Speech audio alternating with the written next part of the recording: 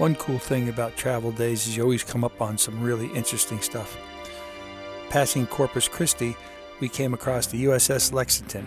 Originally known as the USS Cabot, during World War II, the original Lexington was sunk, and the USS Cabot was then commissioned as the USS Lexington when it was completed.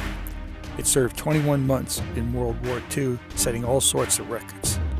The Japanese reported the Lexington sunk no less than 4 times, yet each time she returned to fight again, leading the propagandist Tokyo Rose to name her the Blue Ghost.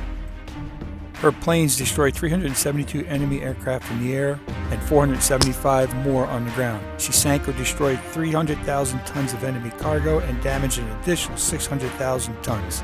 The ship's guns shot down 15 planes and assisted in downing 5 more. Corpus Christi is privileged to be selected as the permanent home for this national treasure.